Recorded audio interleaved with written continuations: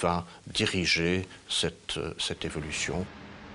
Contrairement à leurs prédécesseurs créationnistes, les partisans du dessin intelligent se déclarent évolutionnistes, mais avec un « mais ». Si les adeptes de cette nouvelle doctrine admettent le fait de l'évolution, en revanche, ils refusent catégoriquement d'en reconnaître les mécanismes.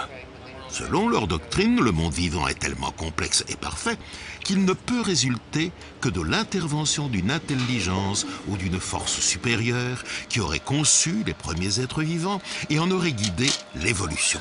En d'autres termes, sous le couvert d'un discours se voulant scientifique, les tenants de l'intelligent design cherchent à faire admettre la nécessité d'un recours à des explications surnaturelles pour compléter les données scientifiques. La validation des savoirs scientifiques, elle est collective. Et elle est donc laïque par essence, parce qu'elle est collective. Pour reproduire nos expériences, nous avons laissé chacun, le japonais à l'autre bout du monde, le chilien à un autre endroit, moi le français, nous avons laissé chacun de côté nos options métaphysiques personnelles. L'intelligent design demande une confusion, appelle à une confusion entre les options métaphysiques personnelles de chacun et la validation des connaissances scientifiques qui normalement devraient être collectives. Il mélange les deux et il propose que puisse faire partie de l'explication scientifique la bienveillance de la providence comme entité qui façonne le vivant.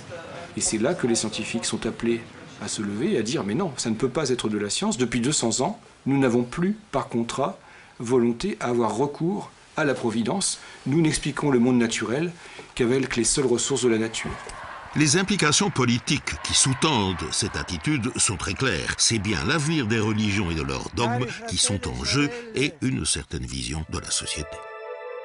Afin de freiner l'impact des résultats de la recherche scientifique sur les croyances, les groupes créationnistes font preuve d'imagination.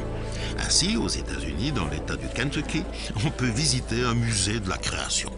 Ce parc d'attractions créationniste affirme haut et clair que Dieu a créé le monde en 6 jours. C'est ainsi que Adam et Ève vivaient en compagnie des dinosaures. Mais il ne faut pas aller aussi loin pour trouver des traces de l'œuvre missionnaire de groupes créationnistes. On peut, aux Pays-Bas, visiter cette impressionnante reconstitution de l'Arche de Noé. Ici aussi, tout est fait pour confirmer, comme l'explique la Bible, que Noé a bel et bien existé et que, sur son bateau, il a bien sauvé du cataclysme un mâle et une femelle de chaque espèce. Actuellement, on dénombre quelques dizaines de millions d'espèces répertoriées. On ne peut s'empêcher de se demander comment tous auraient pu s'entasser sur un bateau, même 2 fois plus grand que celui-ci. No, I think it's real. Absolutely. As I believe the Bible, I believe it from the beginning till the end.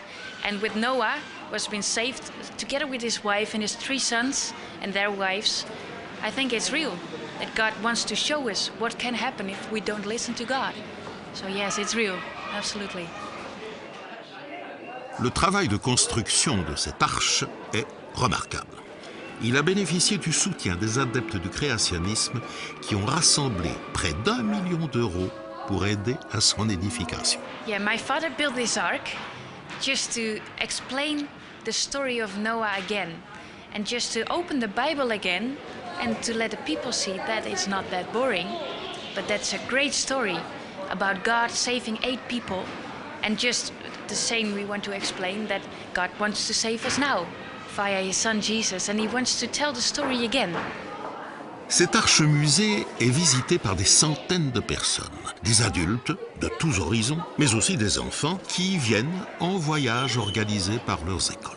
On leur y montre les possibilités de stockage des animaux, on leur rappelle les différentes étapes de la création vues par la Bible, on y teste même de manière magistrale l'importante résistance de ce genre de bateau à un cataclysme aquatique et on leur projette nombre de vidéos créationnistes. Il est évident que pour ceux qui acceptent ces explications au premier degré, la théorie de l'évolution est purement et simplement inconcevable. Yeah, for us it's really important to explain it again. We got a lot of visitors here on board who do not have heard from the Ark yet.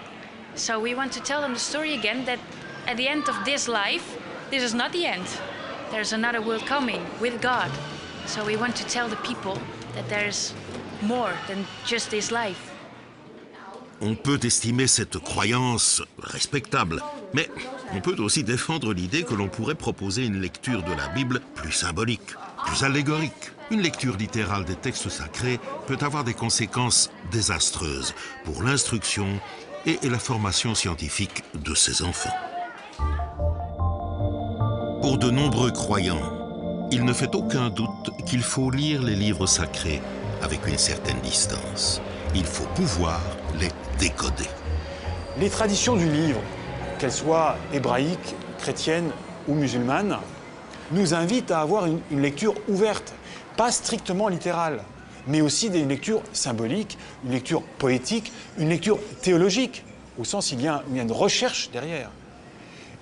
Récemment, avec un de mes interlocuteurs, je lui demandais s'il avait une culture biblique. Il me disait oui. Et je lui dis, mais si vous ouvrez les textes d'évangile, dedans vous avez des récits un peu particuliers qu'on appelle des paraboles, qui portent un message à travers une histoire.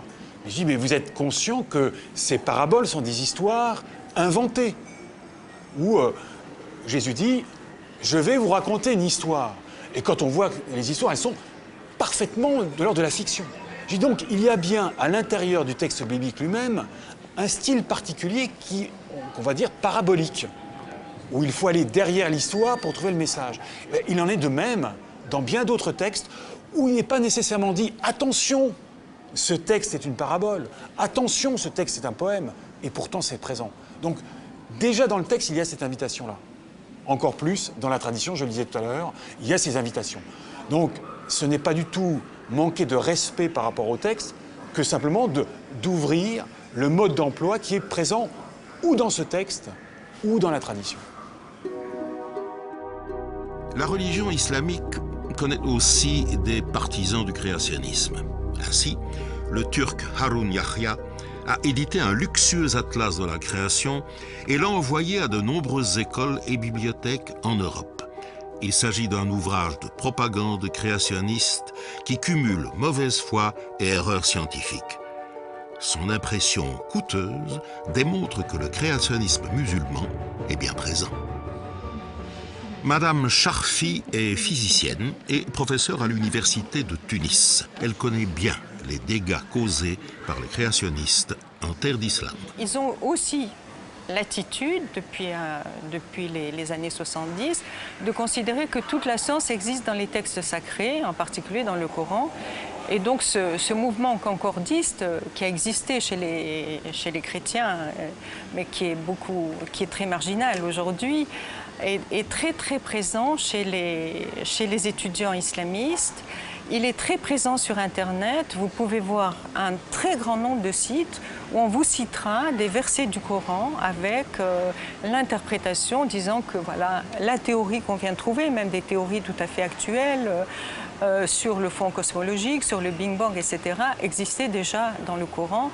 Donc cette réappropriation de la science est aussi un frein au développement de la science dans les pays musulmans. Au plan international, le créationnisme constituerait le terrain d'entente des intégristes chrétiens et musulmans. On le remarque dans tous les secteurs et dans tous les sujets, que ce soit le sujet de la femme ou le sujet de la société. On n'est pas dans la confrontation entre l'Occident et les autres, mais on est dans la confrontation entre, finalement, ceux qui défendent la religion et la non-séparation entre religion et politique et le camp des laïcs qui sont pour la liberté.